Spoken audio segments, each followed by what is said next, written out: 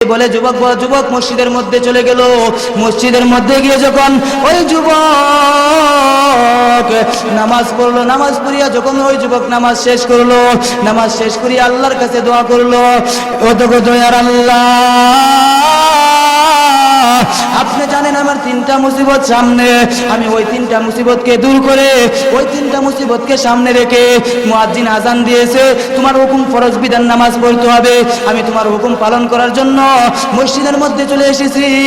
ও আল্লাহ রাব্বুল আলামিন, আপনি আমাকে কি করুন, তিনটি মুসিবত থেকে আমাকে কি করুন, ওই তিনটি মুসিবত দূর করে দিন। এ বলে যখন আল্লাহর কাছে দোয়া করে ওই যুবক বাড়ির মধ্যে আসলেন, বাড়ির মধ্যে আসার পরে ওই যুবক দেখতে লাগলো তার যে গাভীটা জঙ্গলের মধ্যে হারিয়ে গিয়েছিল, ওই গাভীটা গোয়াল ঘরের মধ্যে বাঁধা। সুবহানাল্লাহ। স্ত্রীকে বলে দাও, স্ত্রীকে ডাক দিয়ে বললো, আমার পানের স্ত্রী, কি ব্যাপার, গাভী কোথায় থেকে আসলো? তখন তার পানের স্ত্রী বলল, ও আমার পানের স্বামী, তুমি যখন নামাজের মধ্যে চলে যাও তখন আমি ঘরের মধ্যে বসে থাকি নাই, আমিও আল্লাহর বিধান পালন করার জন্য নামাজের বিছানার মধ্যে দাঁড়িয়ে যাই। আলহামদুলিল্লাহ, মিরপুর হবিগঞ্জ থেকে আগত আজকের মাহফিলের প্রধান আকর্ষণ, এই পর্যায়ে আপনাদের সামনে গুরুত্বপূর্ণ নসিহত পেশ করে দেন হযরত মাওলানা কারি হাফিজুর রহমান হুসাইন সাহেব, মিরপুর হবিগঞ্জ। এই পর্যায়ে আপনাদের সামনে গুরুত্বপূর্ণ নসিহত পেশ করে দেন আজকের মাহফিলের প্রধান আকর্ষণ হযরত মাওলানা কারি হাফিজুর রহমান হুসাইন সাহেব, মিরপুর হবিগঞ্জ। হুজুরকে গুরুত্বপূর্ণ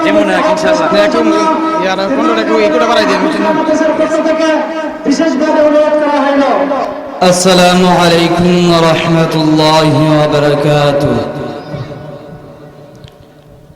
আলহামদুলিল্লাহিল আকরামিল্লাযী খালাকাল ইনসানা ওয়া কাররাম ওয়া 'আল্লামাহু মিনাল বায়ানি মা লাম ইয়া'লাম। فسبحان الذي لا يحصى امتنانه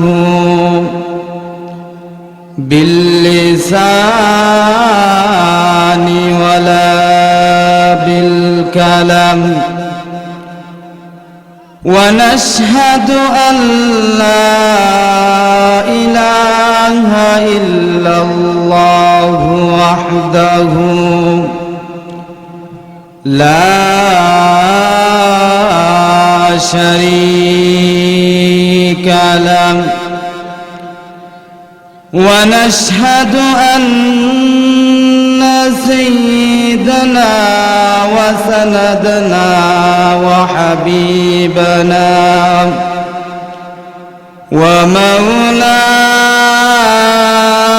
ومولانا محمدا عبده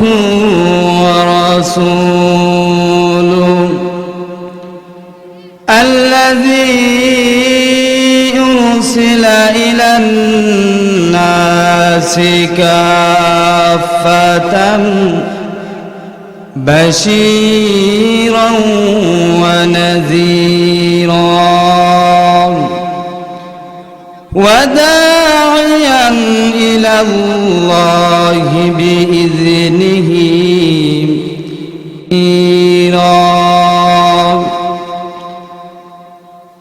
أما بعد فأعوذ بالله من الشيطان الرجيم. بسم الله الرحمن الرحيم.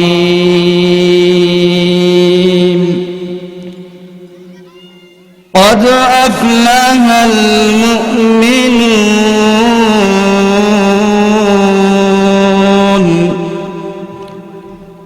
الذين هم في صلاتهم خاشعون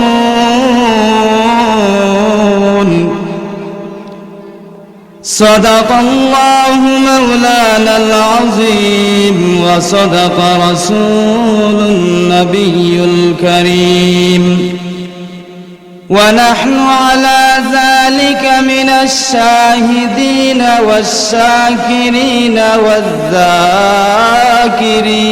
والذاكرين والحمد لله رب العالمين رخسار سے برقع کا ذرا پردہ اٹھا دو للہ مجھے حسن خدا داد دکھا دو للہ مجھے حسن خدا داد دکھا دو اے بحر کرم صدقہ حسین ابن علی کا प्यासा हूँ मुझे शरबत दीदार पिला दो प्यासा हूँ मुझे शरबत दीदार पिला दो मैं दूर मजबूर हूँ ऐ सैयद आलम मैं दूर मजबूर हूँ ऐ सैयद आलम दीदार दिखा देने की आवाज सुना दो दीदार दिखा देने की आवाज सुना दो या अय्युहल्लज़ीना आमनू सल्लु अलैहि वसल्लिमू तस्लीमा अल्लाहुम्मा सल्लि अला सय्यिदिना مولانا محمد وعلى آل سيدنا مولانا محمد اللهم صل على سيدنا مولانا محمد وعلى آل سيدنا مولانا محمد لا إله إلا الله جل لا إله إلا الله ما شاء الله لا إله إلا الله بي مرحبا لا إله إلا الله ইউসুফ নবী জিকির করেন ইউসুফ নবী জিকির করেন জলকানাতে বসিয়া আবার ইব্রাহিম নবী জিকির করেন আগুনেতে পড়িয়া লা ইলাহা ইল্লাল্লাহ মাশাআল্লাহ লা ইলাহা ইল্লাল্লাহ حسبي ربي جل الله ما في قلبي غير الله ونور محمد صلى الله لا إله إلا الله لا إله إلا الله দিন তাকিতে নেকি করো সদাম কাজে লাগবে সন্ধ্যা বেলাম অন্ধকার কম বরে তোমায় অন্ধকার কম বরে তোমায় থাকতে হবে একলা লা ইলাহা ইল্লাল্লাহ মাশাআল্লাহ লা ইলাহা ইল্লাল্লাহ লা ইলাহা ইল্লাল্লাহু মুহাম্মাদুর রাসূলুল্লাহ সাল্লাল্লাহু আলাইহি ওয়াসাল্লাম। আজকের আয়োজিত শ্রীমঙ্গল কান্দি নুরানিয়া হাফিজিয়া মাদ্রাসা ও কবরবাসীদের রূহের মাগফিরাত কামনায় বার্ষিক ইসলামী মহাসম্মেলনের মঞ্চে উপস্থিত শ্রদ্ধেভাজন প্রাণপ্রিয় সভাপতি জাতির মাতার মুকুট হযরতে উলামায়ে কেরাম আল্লাহ রাব্বুল আলামিনের আশিকিন জাকিরিন তদ্রূপ মুসলমানদের ঈমানকে বাঁচিয়ে রাখা তার চাইতে বেশি কঠিন হয়ে গিয়েছে। তারপরেও আল্লাহ রাব্বুল আলামিন তার মায়া মোহাব্বত করিয়া আপনি আমাকে নবীর বাগানে মাজালিসুল কুরআন, মাজালিসুল্লাহ, আল্লাহর এই মজলিসে নবীজির বাগানের মধ্যে আসার তৌফিক দান করেছেন। এজন্য ভাই অন্তরের অন্তরস্থল থেকে শুকরিয়া আদায় করি আলহামদুলিল্লাহ। আমি দুরূদ প্রেরণ করেছি মানবতার মুক্তির দূত সাইয়্যিদুস সাকালাইন, সাইয়্যিদুল আম্বিয়া, আশরাফুল আম্বিয়া, রাহমাতাল লিল আলামিন হযরতে মুহাম্মদুর রাসূলুল্লাহ সাল্লাল্লাহু আলাইহি ওয়াসাল্লামের উপর। সবাই বলি সাল্লাল্লাহু আলাইহি ওয়াসাল্লাম। সম্মানিত হাজিরিন, আমি আপনাদের সামনে মহামানবতার মুক্তির সনদ আল কোরআন থেকে দুইখানা আয়াতের অংশ এবং নবী করিম সাল্লাল্লাহু আলাইহি সাল্লামের অসংখ্য অগণিত লক্ষ লক্ষ কোটি কোটি হাদিস থেকে যাচাই বাছাই করিয়া একখানা হাদিস পাঠ করেছি। আল্লাহ রাব্বুল আলামিন যদি আমাকে সেই তৌফিক দান করেন তাহলে আমার আয়াত এবং হাদিসকে সামনে রেখে কিছু আলোচনা করব। আমা তৌফিক ইল্লা বিল্লাহ। সম্মানিত উপস্থিতি, আমরা মুসলমান, আল্লাহ পাক রব্বুল আলামিন আমাদের উপর একটি বিধান ফরজ করেছেন। ওই বিধানের নাম হলো নামাজ। আল্লাহ রাব্বুল আলামিন মুসলমানদের উপর ঈমান শিক্ষা দেওয়ার পরে সর্বপ্রথম যেই ইলম শিক্ষা দিয়েছেন ওই ইলমের নাম হলো ভাই কি? নামাজ। নামাজ এমন একটি গুরুত্বপূর্ণ ইবাদত, নামাজের মধ্যে বান্দা তার মনের ভাব ফুটিয়ে আল্লাহ রাব্বুল আলামিনের কাছে বলতে পারে। নামাজের মধ্যে আল্লাহ রাব্বুল আলামিনের কথা সবচেয়ে বেশি স্মরণ হয়ে থাকে। এজন্য আল্লাহ রাব্বুল আলামিন তার কালামে পাকের মধ্যে বলেন, আকিমিস সালাতা লিযিকরি। ও দুনিয়ার মুসলমানেরা, তোমরা আমি রব্বে কারিমের শরণার্থে নামাজ কায়েম করো। আমরা কার শরণার্থে নামাজ কায়েম করব? আল্লাহর শরণে নামাজ কায়েম করব। আল্লাহ রাব্বুল আলামিন অন্য আয়াতের মধ্যে বলেন, হুদাল লিল মুত্তাকিন আল্লাযীনা ইউমিনুনা বিল গায়বি ওয়া ইউকিমুনাস সালাত। আল্লাহু আকবার।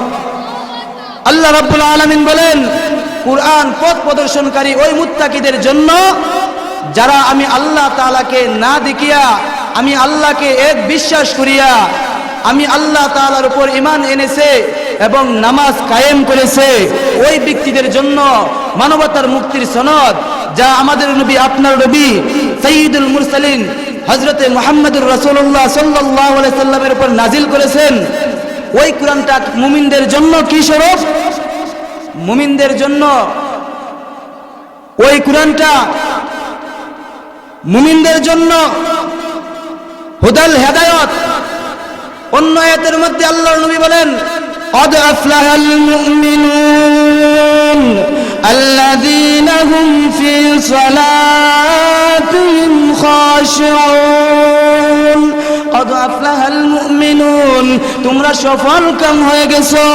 الذين هم في صلاتهم خاشعون। قد أفلح المؤمنون, মুমিনগণ সফল কাম। আল্লাযীনা হুম ফি সালাতিহিম খাশিউন, যারা বিনয়ের সাথে নামাজ কায়েম করে দুনিয়ার কাউকে দেখানোর জন্য নামাজ পড়ে না, একমাত্র আল্লাহ রাব্বুল আলামিনের জন্য, আল্লাহ রাব্বুল আলামিনের বিধান, ফরজ বিধান পালন করার জন্য, আল্লাহ রাব্বুল আলামিনকে রাজি খুশি করার জন্য নামাজ কায়েম করে। আল্লাহ রাব্বুল আলামিন বলেন, তোমরা সফল কাম হয়ে গেছো। ও বিশ্বনবীর উম্মতের দল, শুনিয়া রাখো, শুনিয়া রাখো, তোমরা কি হয়ে গেছো? সফল কাম হয়ে গেছো। তোমরা কিসের দ্বারা সফল কাম হয়েছো? তোমরা নামাজের দ্বারা। তোমাদেরকে ওই নামাজ কিয়ামতের ময়দানে, ওই নামাজ তোমাদের জন্য সুপারিশ করবে। কিয়ামতের ময়দানে তোমাদেরকে যতক্ষণ না পর্যন্ত তোমাদেরকে জান্নাতে নিয়ে যাবে, ততক্ষণ পর্যন্ত তোমাদের মাথার কাছ থেকে, তোমাদের কাছ থেকে ওই নামাজ দূরে যাবে না। সুবহানাল্লাহ। আল্লাহ পাক রব্বুল আলামিন তার প্যারে হাবিব রহমতে আরবি নবী পাক সাল্লাল্লাহু আলাইহি সাল্লামকে মেরাজ করাইলেন। ও আল্লাহর বান্দা নবীর উম্মতের দল, আল্লাহ রাব্বুল আলামিন তার বন্ধুকে মেরাজ করাইলেন। মেরাজ করাইয়া আল্লাহ রাব্বুল আলামিন জান্নাত দেখাইলেন, জাহান্নাম দেখাইলেন। আল্লাহ তাআলা জান্নাত জাহান্নাম দেখানোর পরে আল্লাহ তাআলা তার বন্ধুকে বলল, আমার বন্ধু তুমি কি খুশি আছোনি? তখন আমার নবী, আপনার নবী বিশ্ব নবী রাহমাতাল লিল আলামিন বলল, ওগো আল্লাহ তাআলা আমি তো খুশি, কিন্তু আমার গুনাহগার উম্মতের জন্য কিছুই নিয়ে যেতে পারি না। আমার গুনাহগার উম্মত তো নারাজ। তখন আল্লাহ রাব্বুল আলামিন বললেন, ও আমার বন্ধু, আমি তোমাকে দাওয়াত দিয়ে জান্নাতে নিয়ে আসিয়া সবচাইতে সপ্তম আসমানে নিয়া তোমাকে আমি আল্লাহ রাব্বুল আলামিন মেরাজ করাইলাম। শুধু তাই নয়, তোমাকে জান্নাত দেখাইলাম, জাহান্নাম দেখাইলাম, তোমাকে কত কিছু দেখাইলাম। এত কিছু দেখার পরে তুমি আমি আল্লাহর উপর খুশি হয়েছো, কিন্তু তুমি তোমার উম্মতের জন্য কিছু নিয়ে যেতে পারো নাই, দুঃখ প্রকাশ করেছো। ও রহমতে আরবি, আমি আল্লাহ তাআলা তোমার উম্মতের জন্য 50 ওয়াক্ত নামাজ হাদিয়া দিলাম। সুবহানাল্লাহ। আল্লাহ রাব্বুল আলামিন তার উম্মতের জন্য 50 ওয়াক্ত নামাজ হাদিয়া দিলেন এবং বললেন, ও আমার হাবিব, তোমার বান্দারা, তোমার উম্মতেরা ওই নামাজের মধ্যে আমি আল্লাহ তাআলার সাথে তুমি নবী করিম সাল্লাল্লাহু আলাইহি সাল্লাম যেরকম ভাবে এই মেরাজের রজনীতে আমার সাথে, সুবহানাল্লাহ।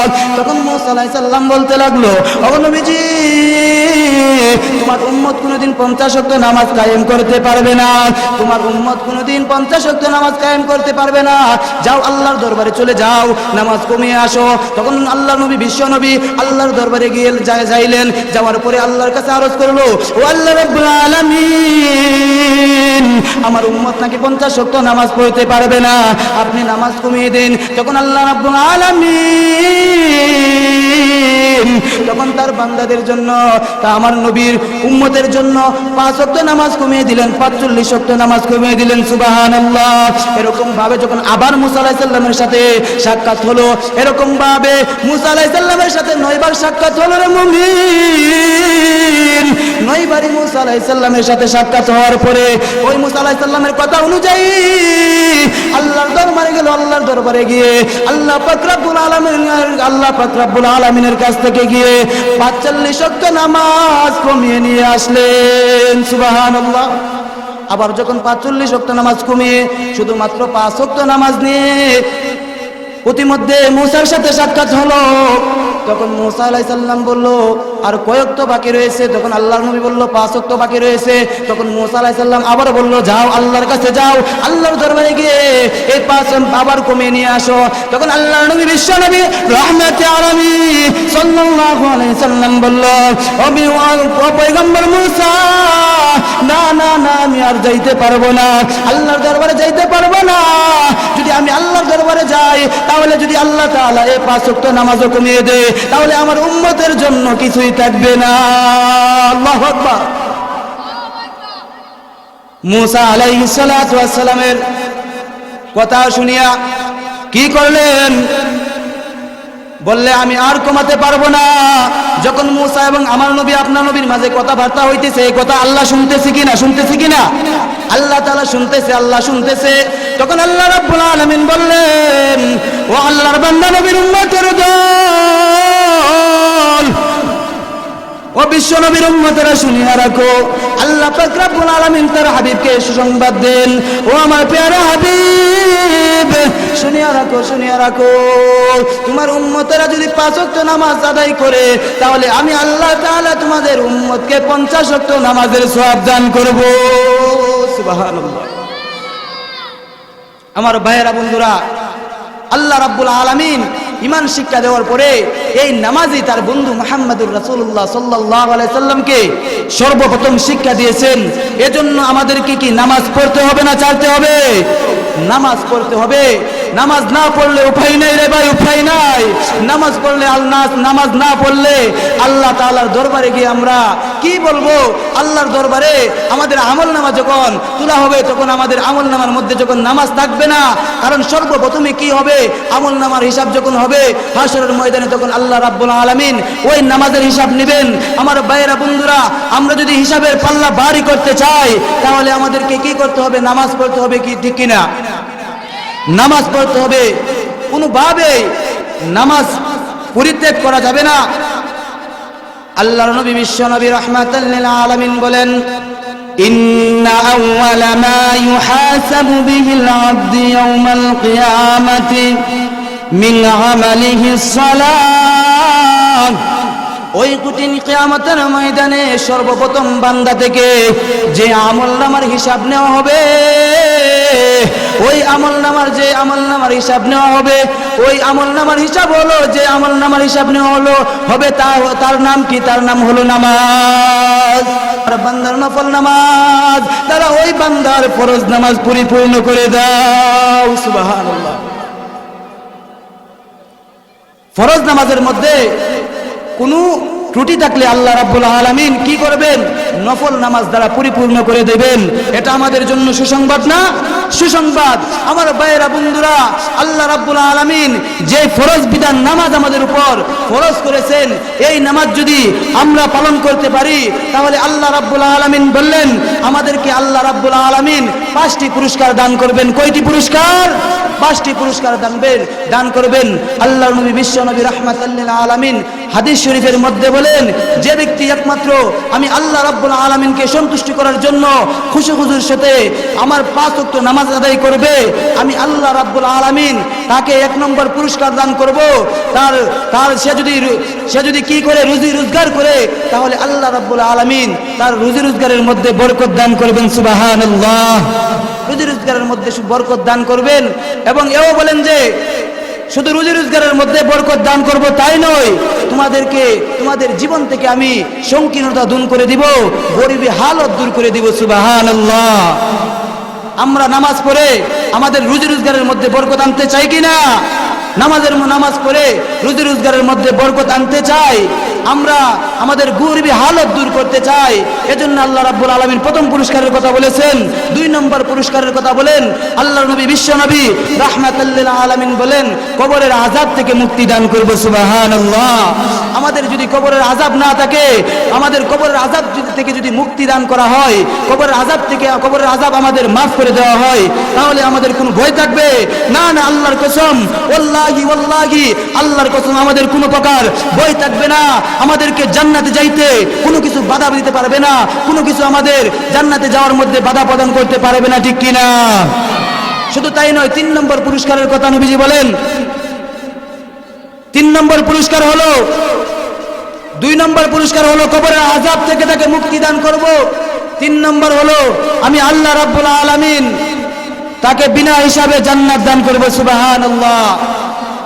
বিনা হিসাবে জান্নাত দান করলে আমরা খুশি না? বিনা হিসাবে জান্নাত পাইতে চাই কি? যদি বিনা হিসাবে জান্নাত পাইতে চাই, তাহলে আমরা নামাজের মতো নামাজ পড়তে হবে, যেরকম ভাবে আমার নবী, আপনার নবী সাইয়্যিদুল মুরসালিন শাফিউল মুজনিবিন রাহমাতাল লিল আলামিন নামাজ পড়েছেন, সেরকম ভাবে আমাদেরকে নামাজ পড়তে হবে। যেরকম ভাবে সাহাবায়ে কেরাম নামাজ পড়েছেন, সেরকম ভাবে আমাদেরকে নামাজ পড়তে হবে। যেমন ভাবে ওলি আউলিয়ারা নামাজ পড়তেছেন, সেরকম ভাবে আমাদেরকে নামাজ পড়তে হবে। আমরা যদি পরিপূর্ণভাবে নামাজ পড়ি, আমরা যদি পরিপূর্ণ নামাজ পড়ি, তাহলে আল্লাহ তাআলা আমাদেরকে কি দান করবেন? বিনা হিসাবে জান্নাত দান করবেন। সুবহানাল্লাহ। শুধু তাই নয়, 4 নম্বর পুরস্কার হলো আল্লাহ রাব্বুল আলামিন ওই কঠিন কিয়ামতের ময়দানে একটি ফুলসিরাত আছে কিনা? ফুলসিরাত, ওই যে ফুলসিরাত, ওই ফুলসিরাতের ফুল, এত বড় ফুল, 30,000 বছর লাগে। ওই ফুলের মধ্যে উঠতে লাগে 10,000 বছর, ওই ফুলের মধ্যে হাঁটতে লাগে 10,000 বছর, ওই ফুল থেকে নামতে লাগে 10,000 বছর, এরকম ভাবে 30,000 বছর লাগে। আল্লাহ রাব্বুল আলামিন নামাজি ব্যক্তিকে ওই ফুলসিরাতের ফুল বিদ্যুতের গতি নিয়ে পার করে দিবে। সুবহানাল্লাহ। আমরা ফুলসিরাতের ফুল কি বিদ্যুতের গতি নিয়ে পার করতে চাই? তাহলে নামাজ পড়তে হবে না ছাড়তে হবে? নামাজ পড়তে হবে। আল্লাহ রাব্বুল আলামিন ৫ম নম্বর পুরস্কারের কথা বলেন। আল্লাহর নবী বিশ্ব নবী রাহমাতাল লিল আলামিন বললেন, ও আমার উম্মতেরা শুনিয়া রাখো, তোমরা যদি ৫ ওয়াক্ত নামাজ পড়ো খুশি খুশির সহিত, আল্লাহ রাব্বুল আলামিন তোমাদেরকে বিনা হিসাবে জান্নাত দান করবেন। সুবহানাল্লাহ। আমার ভাইয়েরা বন্ধুরা, শুধু তাই নয়, আল্লাহ রাব্বুল আলামিন তার পবিত্র কালামের মধ্যে বলেন, লা খাউফুন আলাইহিম ওয়ালা হুম ইয়াহজানুন। আল্লাহু আকবার। লা খাউফুন, তাদের কোনো ভয়ভীতি নেই, ওয়ালা হুম ইয়াহজানুন, তারা কোনোদিন চিন্তিত হবে না, তারা চিন্তিত হবে না। কাদের ভয় নেই আমার ভাইয়েরা? আপনারা বুঝতে পারছেন তো? যাদেরকে আল্লাহ তাআলা 5টি পুরস্কার দান করবেন, তাদের কোনো ভয় থাকবে না, তাদের কোনো ভয় থাকবে না। আমার ভাইয়েরা বন্ধুরা, নামাজ পড়লে লাভ কি? নামাজ পড়লে লাভ হলো, নামাজ পড়লে আল্লাহ তাআলা খুশি হন, শয়তান বেজার হন। আমরা নামাজ পড়ে আল্লাহকে খুশি করতে চাই। কে কে খুশি করতে চাই? হাত তুলি। আল্লাহ তুমি কবুল করো, আমিন। আমার ভাইয়েরা বন্ধুরা, নামাজ পড়লে আল্লাহ তাআলা খুশি হয়, শয়তান বেজার হয়। নামাজ পড়লে আমার নবীর ভালোবাসা অর্জন হয়। নামাজ হলো আম্বিয়া কেরামের সুন্নত। নামাজ পড়লে নামাজ পড়ে দোয়া করলে আল্লাহ পাক রব্বুল আলামিন দোয়া কবুল করেন। যে ব্যক্তি নামাজ পড়বে না, সে যদি সারা জীবন দোয়া করে কোনোদিন তার দোয়া কবুল হবে না। যে ব্যক্তি নামাজ পড়বে, ওই ব্যক্তি যখন মৃত্যুবরণ করবে, মৃত্যুবরণ করার পরে ওই ব্যক্তির কবরের মধ্যে ওই নামাজ ছায়া হয়ে যাবে। সুবহানাল্লাহ। ওই ব্যক্তির কবরের মধ্যে কি হয়ে যাবে? ওই নামাজ ছায়া হয়ে যাবে। যখন মুনকার নাকির ফেরেশতারা ওই ব্যক্তিকে প্রশ্ন করবে, তখন ওই নামাজি মুনকার নাকিরের প্রশ্নের জবাব দিয়ে দিবে। সুবহানাল্লাহ। শুধু তাই নয় আমার ভাইয়েরা বন্ধুরা, যতক্ষণ পর্যন্ত না ওই ব্যক্তিকে, মৃত ব্যক্তিকে জান্নাতে না নিয়ে যাইবেন, ততক্ষণ পর্যন্ত ওই নামাজ ওই ব্যক্তির মাথার মধ্যে এমন একটি মুকুট হবে, ওই মুকুট কখনো যাবেন না যতক্ষণ না পর্যন্ত ওই ব্যক্তি কি পাবে? জান্নাত পাবে। সুবহানাল্লাহ। তাহলে কি আমরা নামাজ পড়তে চাই? নামাজ কিভাবে পড়তে হবে? নামাজ পড়লে লাভ কি? নামাজ পড়ার ফজিলত কি? আমার ভাইয়েরা বন্ধুরা বাবারা, আল্লাহর নবী বিশ্ব নবী রাহমাতাল লিল আলামিন বলেন, ও আল্লাহর বান্দা নবীর উম্মতের দল, শুনিয়া রাখো, তোমরা যদি 5 ওয়াক্ত নামাজ পড়ো মুমিন, আমি আল্লাহ তাআলা তোমাদের গুনাহসমূহ এমন ভাবে মাফ করে দিব, যেমন ভাবে যদি কোনো ব্যক্তির বাড়ির সামনে একটি স্রোতধার নহর প্রবাহিত হয়, আর কোনো ব্যক্তি যদি ওই নহরের মধ্যে দৈনিক 5 বার গোসল করে, যেরকম ভাবে ওই ব্যক্তির শরীরের মধ্যে কোনো নাপাক থাকতে পারে না, ঠিক তদ্রূপ আল্লাহ রাব্বুল আলামিন বলেন, যে ব্যক্তি আমি আল্লাহকে রাজি খুশি করার জন্য, একমাত্র আমি আল্লাহর জন্য নামাজ পড়বে, আমি আল্লাহ রাব্বুল আলামিন তার জীবনের গুনাহ এরকম ভাবে মাফ করে দিব। সুবহানাল্লাহ। শুধু তাই নয়, অন্য হাদিসে হযরত আবু যর রাদিয়াল্লাহু তাআলা আনহু থেকে বর্ণিত, আল্লাহর নবী বিশ্ব নবী রাহমাতাল লিল আলামিন একদিন শীতকালে ঘর থেকে বাহির হইলেন। বাহির হওয়ার পরে তখন আল্লাহর নবী দেখতে পাইলেন গাছ থেকে একটি একটি করে পাতা ঝরে পড়তেছে। তখন আল্লাহর নবী বিশ্ব নবী আবু যরকে বলল, ও আবু যর শুনো, তাড়াতাড়ি আমার কাছে আসো, ওই তুমি যে দেখতেছো গাছের মধ্যে একটি একটি করে পাতা ঝরতেছে। এই বলে আল্লাহর নবী বিশ্ব নবী ওই গাছের মধ্যে হাত বুলিয়ে দিলেন। হাত বুলিয়ে দেওয়ার সঙ্গে সঙ্গে গাছের সমস্ত পাতা সঙ্গে সঙ্গে ঝরে পড়ে গেল। সুবহানাল্লাহ। তখন আল্লাহর নবী বিশ্ব নবী হযরত আবু যরকে বলল, আবু যর শুনো, ও আবু যর জানিয়ে রাখো, আমার যে বান্দা একমাত্র আমি আল্লাহ তাআলাকে রাজি খুশি করার জন্য নামাজ পড়ে, দুনিয়ার কাউকে দেখানোর জন্য না, একমাত্র আমি আল্লাহ তাআলার জন্য নামাজ পড়ে, আমি আল্লাহ তাআলা ওই গাছের নেই তার জীবনের গুনাহ মাফ করে দিব। সুবহানাল্লাহ। এজন্য আমাদেরকে কি করতে হবে? নামাজ পড়তে হবে না ছাড়তে হবে? নামাজ পড়তে হবে। অনেকে আছে আজান হয়ে গেলে নামাজে যায় নাই, নামাজ পড়তে চাই না, নামাজ পড়তে চাই না। আমার ভাইয়েরা, বন্ধুরা, বাবারা, মা বোনেরা, আমি তো আপনাদেরকে হাতে পায়ে ধরে বলতেছি, আপনাদের পা আমার কাছে আগিয়ে দেন, আমি আপনাদের পায়ের মধ্যে ধরে বলতেছি, আজ থেকে শপথ করে নেন আর কোনোদিন নামাজ ছাড়বেন না, আর কোনোদিন নামাজ ছাড়বেন না। যদি নামাজ ছাড়েন আমার ভাইয়েরা, বন্ধুরা, বাবারা, পর্দার আলের মা ও বোনেরা, তাহলে কোনোদিন জান্নাতের আশা করা যাবে না। কারণ আল্লাহর নবী, বিশ্ব নবী রাহমাতাল লিল আলামিন বলেন, আসসালাতু মিরাজুল মুমিনিন, নামাজ হলো মুমিনের জন্য মিরাজ স্বরূপ। আসসালাতু ইমাদুদ্দিন, ফামান আকামাহা ফাকাদ আকামাদ্দিন ওয়া মান তারাকাহা ফাকাদ আদামাদ্দিন। নামাজ হলো কি? মুমিনের নামাজ হলো দ্বীনের খুঁটি, নামাজ হলো দ্বীনের খুঁটি। খুঁটি কাকে বলে আমরা চিনি। আমার ভাইয়েরা, বন্ধুরা, বোঝার জন্য একটু সামান্য উদাহরণ দেই। আমরা যদি একটি বিল্ডিং অথবা একটি ঘর তৈরি করি, তাহলে আমাদেরকে বাঁশ অথবা সিমেন্ট দিয়ে একটা খুঁটি দিতে হয় না? খুঁটি দিতে হয়। খুঁটি ছাড়া যেমনই ভাবে ঘর টিকে থাকতে পারে না, ঠিক তদ্রুপ ভাবে আসসালাতু ইমাদুদ্দিন, নামাজ হলো দ্বীনের খুঁটি। যে ব্যক্তি নামাজ পড়লো সে যেন দ্বীনকে কায়েম রাখলো, আর যে ব্যক্তি নামাজ পড়লো না সে যেন দ্বীনকে ধ্বংস করে দিল। নাউজুবিল্লাহ। আমরা কি দ্বীনকে প্রতিষ্ঠিত করতে চাই? আমরা দ্বীনকে প্রতিষ্ঠিত করতে চাই। তাহলে আমাদেরকে কি করতে হবে? আমাদেরকে নামাজ পড়তে হবে, ঠিক কিনা? আমাদেরকে নামাজ পড়তে হবে। যখন আজান হয়ে যায় তখন আমরা আর বাড়ি ঘরে বসে থাকবো না, আমরা দোকানপাটে বসে থাকবো না, আমরা বিছানার মধ্যে বসে থাকবো না। আমার ভাইয়েরা, বন্ধুরা, যখন আজান হয়ে যায় তখন আমরা কি করব? মসজিদের মধ্যে চলে যাব, আল্লাহর হুকুম ফরজ বিধান পালন করার জন্য মসজিদের মধ্যে চলে যাব, ঠিক কিনা? আজান শুনে যারা বসিয়া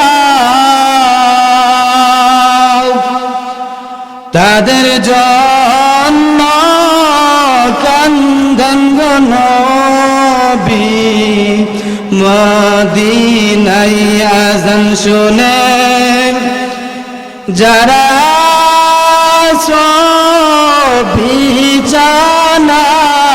বিছানায় তাদের জন্য কান্দেন গো নবী মদিনায়।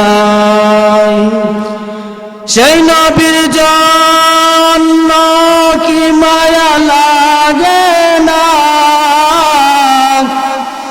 হায়রে মানুষ মসজিদে কেন আসো না?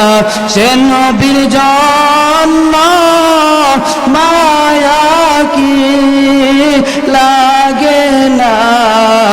হায়রে মানুষ মসজিদে কেন আসো না? হায়রে মানুষ নামাজ কেন পড়ো না? সুবহানাল্লাহ। আজান হওয়ার সঙ্গে সঙ্গে আমাদেরকে কি করতে হবে? নামাজের জন্য মসজিদের মধ্যে চলে যাইতে হবে। আল্লাহ রাব্বুল আলামিন তার পবিত্র কালামুল্লাহর মধ্যে বলেন, ইয়া আইয়ুহাল্লাযীনা আমানুস্তাঈনু বিস-সাবরি ওয়াস-সালাত ইন্নাল্লাহা মা'আস-সাবিরিন।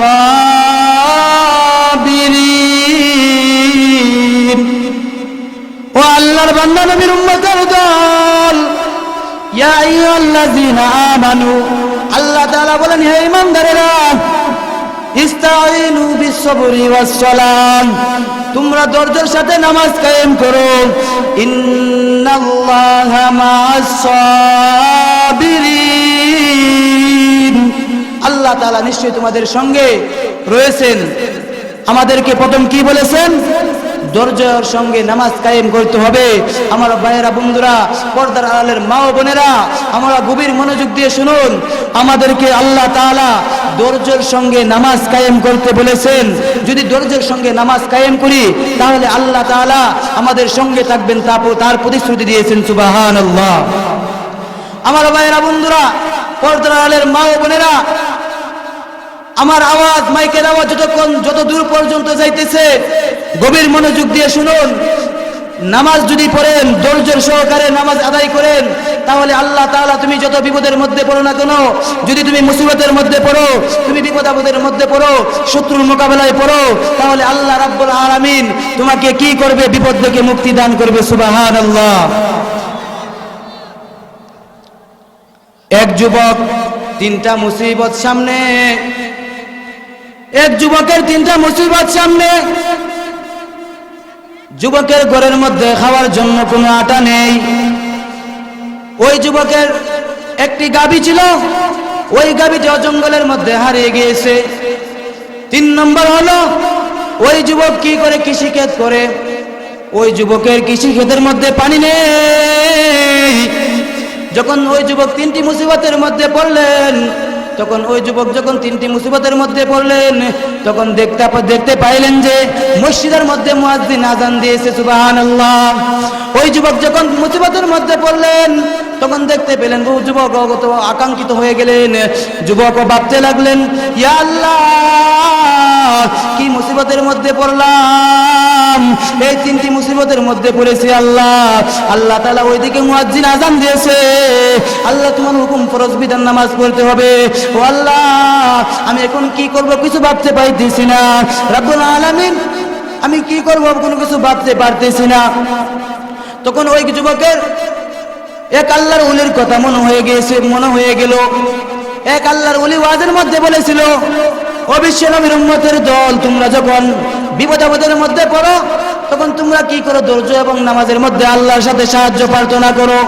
তখন ওই যুবক বলতে লাগলো, আল্লাহ রাব্বুল আলামিন প্রতিশ্রুতি দিয়েছেন যে ধৈর্যের সঙ্গে যদি আমরা নামাজ কায়েম করি, তাহলে আল্লাহ রাব্বুল আলামিন নিশ্চয়ই আমাদের সঙ্গে থাকবেন। সুবহানাল্লাহ। এই বলে যুবক মসজিদের মধ্যে চলে গেল। মসজিদের মধ্যে গিয়ে যখন ওই যুবক নামাজ পড়লো, নামাজ পড়িয়া যখন ওই যুবক নামাজ শেষ করলো, নামাজ শেষ করিয়া আল্লাহর কাছে দোয়া করলো, ও তো দয়ার আল্লাহ, আপনি জানেন আমার 3টা মুসিবত সামনে, আমি ওই 3টা মুসিবতকে দূর করে, ওই 3টা মুসিবতকে সামনে রেখে মুয়াজ্জিন আযান দিয়েছে, তোমার হুকুম ফরজ বিধান নামাজ পড়তে হবে, আমি তোমার হুকুম পালন করার জন্য মসজিদের মধ্যে চলে এসেছি। ও আল্লাহ রাব্বুল আলামিন, আপনি আমাকে কি করুন? 3টি মুসিবত থেকে আমাকে কি করুন? ওই 3টি মুসিবত দূর করে দিন। এ বলে যখন আল্লাহর কাছে দোয়া করে ওই যুবক বাড়ির মধ্যে আসলেন। বাড়ির মধ্যে আসার পরে ওই যুবক দেখতে লাগলো তার যে গাভীটা জঙ্গলের মধ্যে হারিয়ে গিয়েছিল, ওই গাভীটা গোয়াল ঘরের মধ্যে বাঁধা। সুবহানাল্লাহ। স্ত্রীকে বলে দাও, স্ত্রীকে ডাক দিয়ে বললো, আমার পানের স্ত্রী, কি ব্যাপার, গাভী কোথায় থেকে আসলো? তখন তার পানের স্ত্রী বলল, ও আমার পানের স্বামী, তুমি যখন নামাজের মধ্যে চলে যাও, তখন আমি ঘরের মধ্যে বসে থাকি নাই, আমিও আল্লাহর বিধান পালন করার জন্য নামাজের বিছানার মধ্যে দাঁড়িয়ে যাই। নামাজের বিছানার মধ্যে দাঁড়িয়ে নামাজ পড়িয়া আল্লাহর দরবারে দোয়া করি, ও দয়ার আল্লাহ, আমার স্বামী অনেক কষ্ট করে, অনেক পরিশ্রম করে আমাদের সংসার চালায়। ও আমার আল্লাহ, আমার স্বামী 3টা মুসিবতের মধ্যে আজ পড়েছে। ও দয়ার মাওলা, আমার স্বামীকে ওই মুসিবত থেকে মুক্তি দাও। সুবহানাল্লাহ। আমার স্বামীকে কি করো? এই মুসিবত থেকে দূর করো, ওই মুসিবত দূর করিয়ে দাও। এভাবে যখন দোয়া করিয়া ওই মহিলা কি করলো? জানালা দিয়ে উকি দিয়ে বাইরে তাকাইলো। তখন তাকানোর সঙ্গে সঙ্গে আমার ভাইয়েরা বন্ধুরা, আল্লাহু আকবার, দেখতে পেল জঙ্গল থেকে একটি বাঘ ওই গাভীটিকে দাওয়া করিয়ে গাভীটির পিছনে লেগে গিয়েছে। গাভীটিকে দাওয়া করতে লাগলো। গাভীটিকে যখন দাওয়া করতে লাগলো, গাভীকে দৌড়াতে লাগলো, তখন তার স্ত্রী ভাবতে লাগলো যে নিশ্চয় আজ মনে হয় ওই বাঘ কি আমাদের গাভীটিকে কে বলবে? আমার ভাইয়েরা বন্ধুরা, দেখুন নামাজ পড়লে কি ফল, নামাজ পড়লে আল্লাহ তাআলা মুসিবত থেকে দূর করেন।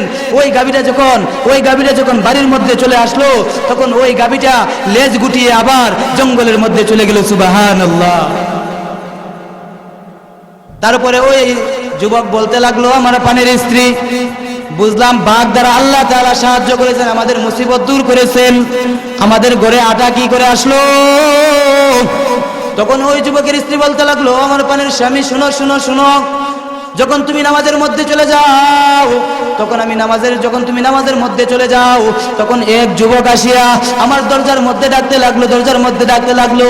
তখন আমি দরজা খুলে দেখতে পাইলাম এক যুবকের মাথার মধ্যে আটা নিয়া ওই যুবক আটা নিয়া ঘরের মধ্যে আসলো।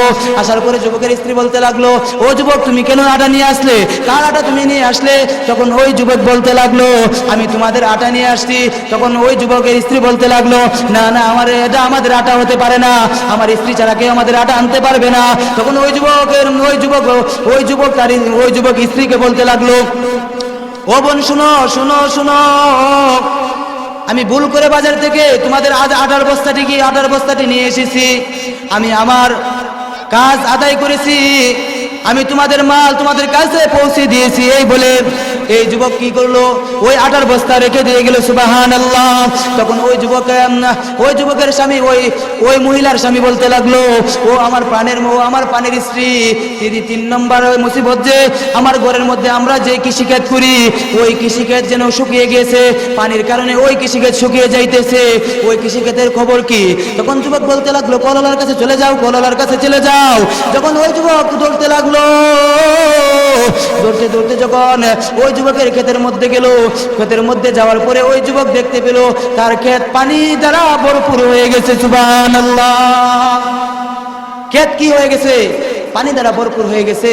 তখন ওই যুবক কি করলো, কলওয়ালার কাছে গেল। কলওয়ালার কাছে গিয়ে বলল, হে কলওয়ালা ভাই, আমি তো আপনাকে পানি দেওয়ার জন্য বলি নাই, আমার ক্ষেতের মধ্যে আপনি কেন পানি দিলেন?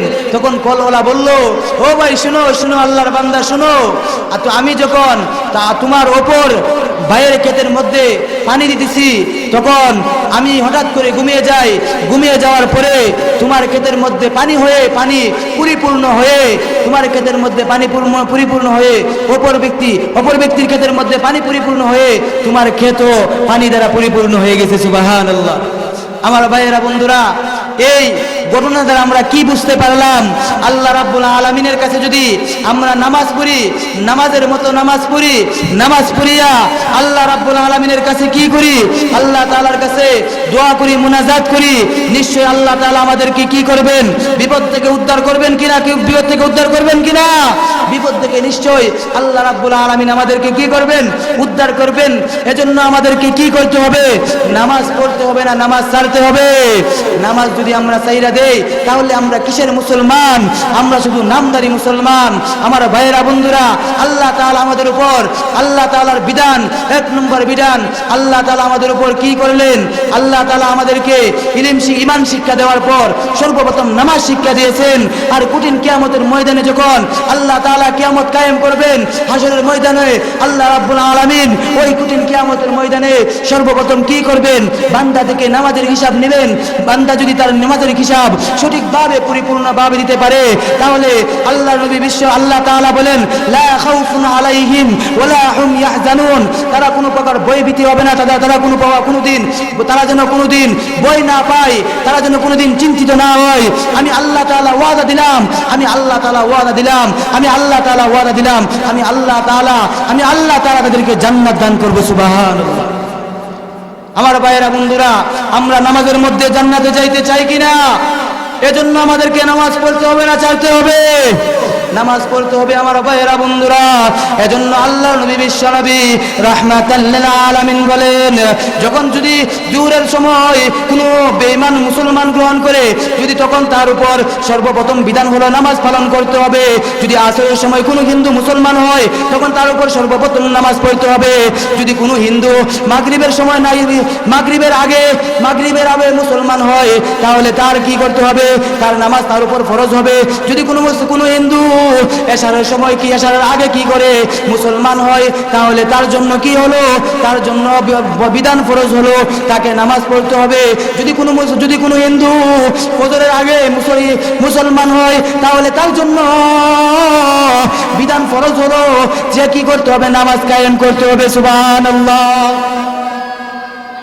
এজন্য হাদিস শরীফের মধ্যে আল্লাহর নবী অন্য হাদিসের মধ্যে বলেন, যদি কোনো ব্যক্তি এশারের নামাজ আদায় করে আর ফজরের নামাজ আদায় করে, আল্লাহর নবী রাহমাতে আরবি বললেন, ও দুনিয়ার মুসলমানেরা শুনো, আমি আল্লাহ রাব্বুল আলামিন আলামিন তোমরা যে মধ্যখানে ঘুমাও এশার নামাজ পড়িয়া যে তোমরা মধ্যখানে ঘুমাও তোমরা যদি এশার নামাজ আর ফজরের নামাজ আদায় করো আমি আল্লাহ তাআলা তোমাদের ওই ঘুমটুকু ইবাদতে লিপিবদ্ধ করে দিব সুবহানাল্লাহ কি গুরুত্ব কি ফজিলত আমার ভাইয়েরা বন্ধুরা আমরা নামাজ পড়তে চাই না আমরা নামাজ পড়তে ভালো লাগে না আমার ভাইয়েরা আল্লাহর নবী অন্য হাদিসের মধ্যে আল্লাহর নবী বলেন আল ফারকু বাইনাল মুসলিমি ওয়াল কাফিরি তারকুস সালাম মুসলমান এবং কাফিরের মধ্যে পার্থক্য এতটুকু মুসলমান নামাজ পড়ে আর কাফির কি করে না নামাজ পড়ে না চিল্লায় বলেন ঠিক কিনা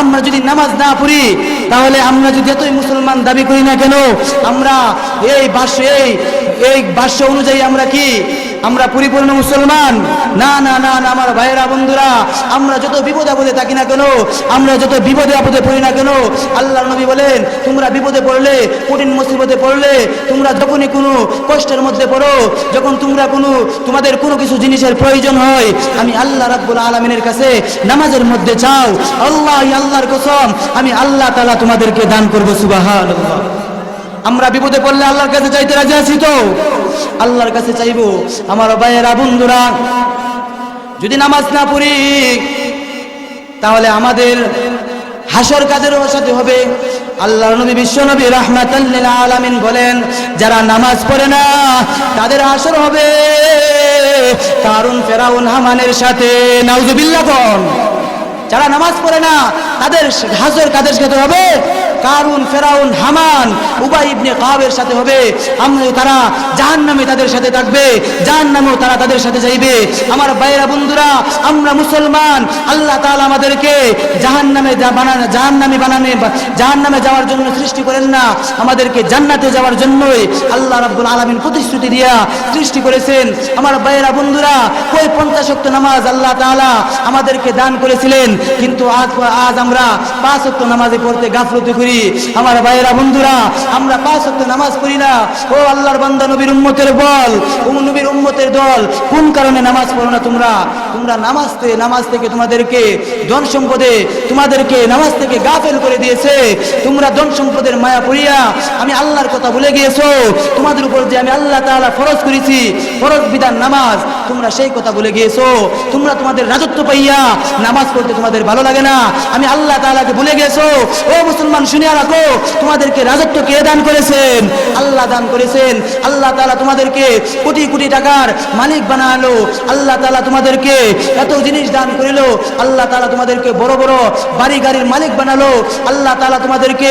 কত সুন্দর স্ত্রীর মালিক বানালো আল্লাহ তাআলা কত কিছু তোমাদেরকে দান করলো এসব কিছু কি আল্লাহ তাআলার নিয়ামত কিনা আল্লাহ তাআলার নিয়ামত আমার ভাইয়েরা বন্ধুরা এত কিছু আল্লাহ তাআলা আমাদেরকে দেওয়ার পরেও আমরা আল্লাহকে ভুলিয়া যাই আল্লাহকে ভুলে গেলে চলবে কিছুতেই চলবে না আল্লাহকে ভুলে গেলে আমরা কঠিন কিয়ামতের ময়দানে